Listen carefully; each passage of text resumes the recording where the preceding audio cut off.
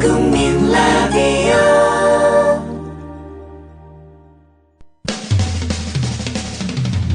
시대와 역사의 맥이 짚힌다. 조상훈의 뉴스바. 현장에서 전해드리는 실시간 정치권 뉴스. 네, 정치권 소식 국회 출입하는 김효진 PD와 함께 짚어보겠습니다. 안녕하십니까? 네, 안녕하세요. 김효진입니다. 오늘 국회도 대체 휴일 이어지죠? 예, 그렇습니다. 그래서 아침에 갔는데, 아침 일찍 갔는데 정론관이 폐쇄되어 있어가지고 부득이하게 회사로 좀 왔습니다. 스튜디오로 왔습니다. 예. 추석 연휴 지난 이후에 이 세월호 특별법 제정 관련 이 전국이 어떻게 될지 이게 초미의 관심사인데요. 예. 오늘 여야 원내대표가 만난다고 하죠? 그렇습니다. 대체 휴일인 오늘 이 두 사람이 이완구 새누리당 원내대표, 박영선 국민공감혁신위원장 새정치연합이죠. 두 사람이 국회가 아닌 다른 곳에서 비공개로 만나서 세월호 특별법 문제를 논의할 것이란 전망이 있습니다. 예. 그간 새정치연합은 이 새누리당하고 유가족들 간의 세 차례 회동의 추이, 흐름 지켜보면서 관망 모드를 유지해오지 않았습니까? 그런데 마지막 3차 회동에서 새누리당이 조사위원회 수사권 및 기소권 절대 불가 원칙을 강하게 재확인하면서 대화는 끊겼고요. 결국 이대로 두었다가는 차일피일 시간만 끌게 될 것이라는 판단에서 박영선 위원장 측이 조금 더 적극적으로 만남을 가지려 하는 것으로 알려졌습니다. 예. 이 이완구 원내대표 그리고 박영선 위원장 추석 연휴 들어가기 직전에도 한번 만나지 않았습니까? 네, 그렇습니다. 서울 모처에서 약 2시간 정도 비공개로 만나서 회동을 한 것으로 알려져 있습니다. 복수의 관계자로부터 확인을 해보니까 당시의 만남 역시 박영선 위원장 쪽이 먼저 제안을 했다고 합니다. 2시간이면 결코 짧지 않은 시간인데 안타깝게도 별다른 소득은 없었다고 하고요. 이완구 원내대표 측은 유가족들과의 그간 만남에서와 마찬가지로 이 수사권하고 기소권 문제에 대한 입장을 설명하는데 그친 것으로 알려졌습니다. 그렇다면 남은 대화의 여지는 특검 추천권 문제인데 이 부분에서 뭔가 이 교감이 있었는지는 아직 알려지지 않았습니다. 결국 이르면 오늘 성사될 것이라는 두 사람의 만남은 지난주의 만남에서도 별 성과가 없었다는 점을 시사하는, 증명하는 그런 점이라고 볼 수 있겠습니다. 예. 추석 때 박영선 위원장이 세월호 유족들 만나서 특별법 관철시키겠다. 네. 이 얘기 했는데 구체적으로 어떤 내용인지에 대해서는 또 언급을 안 한 모양입니다. 그렇습니다. 예. 이런 가운데 15일 다음 주 월요일이죠. 네. 국회 본회의 열어서 이른바 쟁점이 되지 않는 법안들 먼저 좀 처리하자. 이런 논의를 지금 새누리당이 주도하고 있지 않습니까? 네. 예. 어떻게 전망합니까? 야당이 여기에 응할 것 같습니까? 일단 박영선 위원장은 지난번 만남에서도 그랬고 오늘 이후의 만남에서도 마찬가지로 이 만남의 목적, 그러니까 대화의 주제를 세월호 특별법 문제로 한정하고 있는 것으로 전해졌습니다. 그러니까 세월호 특별법과 이 민생 법안 분리 처리하는 것은 있을 수 없고 세월호 특별법이야말로 제1의 민생 법안이며 새누리당이 주장하는 민생 법안이라는 것들이 실제로는 민생이나 서민 경제와 동떨어진 내용이라는 기존 입장을 지키고 있는 그런 셈입니다. 예. 반대로 이완구 원내대표는 특별법 문제와 이 다른 법안 처리 문제를 동시에 논의하자 그런 입장입니다. 새누리당은 만약 야당의 동의가 없을 경우 국회의장 직권으로 15일에 본회의를 열 방침임을 밝혔습니다.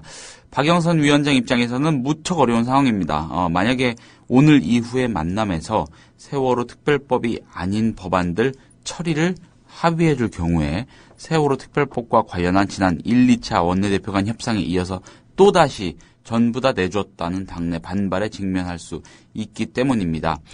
새정치연합 입장에서는 그래서 더 난망한 점이 이완구, 박영선 이 두 사람 사이 대화의 초점이 세월호 특별법에 온전히 맞춰지기는커녕 이 15일 본회의 개최 여부에 묶여버릴지도 모른다 이런 점입니다. 예. 국민들이 한 가지 좀 궁금해하는 게 15일 새누리당 단독국회가 가능하냐 이 문제 아니겠습니까? 그렇습니다. 새누리당이 분리 처리를 주장하는 법안들은 국회 선진화법에 걸리지 않는다고 합니다. 예. 국회 선진화법에 해당되는 경우는 각 상임위에 계류 중인 법안을 본회의에 끌어올릴 때 상정할 때인데 이번에 논의가 되고 있는 법안들은 여야 합의로 이미 상임위를 다 거쳤기 때문에 괜찮다는 것이 국회 사무처의 설명입니다. 이런 설명이 사실임을 전제로 생각을 해본다면요. 한 가지 궁금해지는 것이 있는데 새누리당이 주장하는 민생 법안들에 대해서 새정치연합은 가짜 민생 법안이다 이렇게 맞서고 있지 않습니까? 그런데 왜 상임위에서는 그대로 다 통과가 되도록 내버려 뒀는지 예. 그것도 의문입니다. 그건 야당이 답변을 해야 되겠네요. 네. 예. 가짜 민생 법안이었다면 상임위 당시부터 좀 제동을 걸었어야 되는데 그렇습니다. 왜 합의를 해주고 이제 와서 가짜 민생 법안이다 이렇게 주장하느냐. 네. 예. 이 질문에는 야당이 답을 해야 될 것 같습니다. 네. 추석 연휴 끝나고 또 한 가지 관심 가질 만한 국회 일정이 국정감사 아니겠습니까? 그렇습니다. 원래는 이제 분리국감 한다고 해서 진작 네. 시작됐어야 하는데 지금 시작도 못하고 있는 상황이죠? 그렇습니다. 국회 의사 일정의 꽃이죠. 국정감사입니다. 새누리당은 원래 이달 15, 16일 교섭단체 대표 연설을 시작으로 오는 17일에서 23일 대정부 질문 그리고 25일부터 다음 달 14일까지 약 3주간 국정감사를 시행하는 내용의 이 자체 정기국회 일정을 마련한 바 있습니다. 국회의원 보좌진과 피감기관 관계자 등 실무자들은 이미 지난달에 한 차례 국감 준비를 마쳤는데 세월호 특별법 문제로 그냥 넘어갔습니다. 예. 예. 결국 국감이 언제 시작될 수 있느냐 이게 네. 관심일 것 같은데 어떻게 전망하고 있습니까? 현재로서는 아주 이르면은 이달 말 아니면은 내달 초에나 일정 재개가 가능할 것으로 보입니다. 일각에서는 올해 말에서 내년 초 연말 연시에 걸쳐서 국감이 열릴 수도 있다 이런 어두운 전망이 나오기도 합니다. 언제 열리든지 간에 이번 국감은 사실상 세월호 국감이 될 가능성이 높습니다. 예. 상당수 국회의원실 보좌진, 특히 야당 의원들 보좌진이 이미 세월호 문제에 초점을 맞춰서 피감기관에 자료를 요구하거나 받아둔 상태라고 하고요. 특히 국회 운영위원회의 경우 이 세월호 참사와 관련해서 김기춘 청와대 비서실장 그리고 정호성 제1부속실장 등 증인으로 부를 수도 있습니다. 물론 여야 간의 공방이 빚어지겠지만 아무튼 원칙적으로는 운영위 차원에서 가능한 겁니다.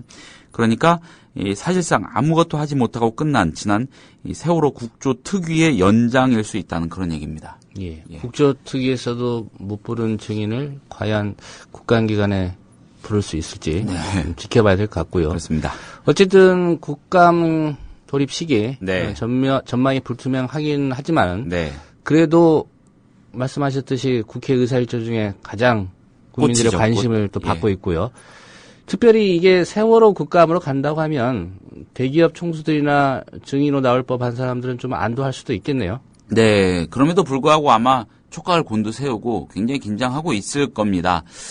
하나씩 좀 살펴보겠습니다. 올해 가장 주목되는 곳은 국토교통위원회입니다. 예. 얘기 들어보시면 왜 그런지 아실 건데 매년 국감 증인 채택 1순위로 거론되는 신동빈 롯데 회장. 예. 워낙에 걸려있는 사안이 많은 사람입니다. 일일이 말씀드리기는 어렵고요. 아무튼 이번에도 증인 채택 과정에서 논란의 대상이었습니다. 지난 1차 국감 증인 채택 당시에는 여야 합의로 신동빈 회장을 국감 증인으로 채택하기로 했는데 국토위 전체 회의에서 이 여당 간사인 김성태 새누리당 의원이 반대하면서 김치현 롯데건설 사장이 대신 채택이 됐습니다. 그런데 1차 국감이 무산돼서 증인 채택 과정 다시 거쳐야 하는 만큼 신동빈 회장의 출석을 놓고 또 한 번 갈등이 예상이 됩니다. 특히 올해는요. 이 세월호 참사 이후에 안전에 대한 관심이 높아진 상황에서 서울 송파 일대 싱크홀의 원인으로 제2 롯데월드가 지목이 되지 않았습니까? 예. 그래서 정치권, 특히 야당이 신동빈 회장을 불러내기 위해서 애를 쓸 것으로 보입니다.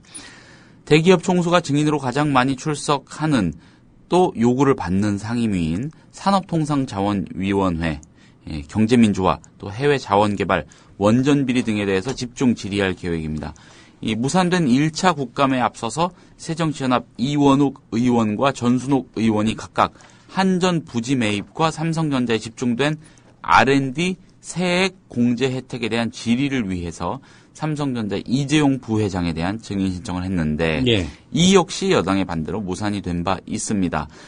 그런데 국감 증인 채택을 다시 하게 된 만큼 이재용 부회장에 대한 증인 출석 요구도 또 제기될 것으로 보입니다. 예.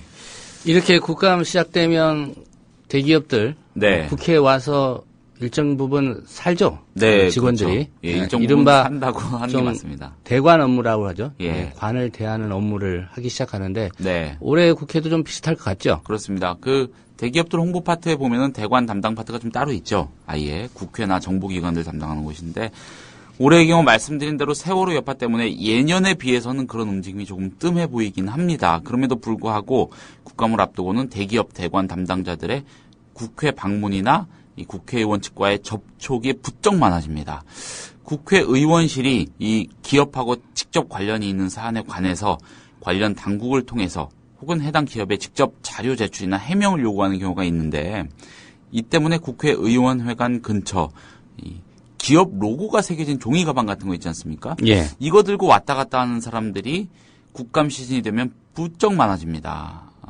그런데 국감을 앞두고 예민해지는 사람은 피감 기관이나 대기업 관계자들 뿐만이 아닙니다.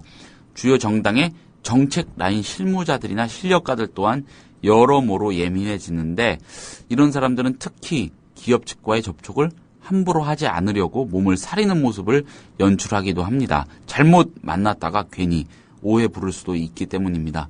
참고로 제가 이 2011년 9월에서 10월 사이에 그러니까 국감 시즌이었죠. 예. 당시 한나라당 정책위 의장이던 이주영 현 해양수산부 장관을 좀 오래 취재한 일이 있는데 그때 이주영 정책위 의장이 국감 앞두고 끊임없이 찾아오는 대기업 관계자들 피해서요.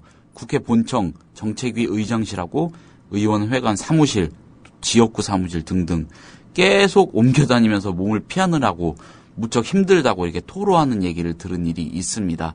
뭐 대관 담당자들이 뻗치기도 많이 한다고 합니다. 예. 이런 사람들 방 앞에서요. 아무튼 세월호 전국으로 올해 국감 시즌에는 이런 모습이 겉으로 많이 드러나지는 않지만 아마 물밑에서는 국회의원들이나 피감 기관, 대기업들 모두 치열한 신경전을 벌이고 있다 이렇게 보시면 되겠습니다. 예. 김효진 PD 잘 들었습니다. 네, 고맙습니다.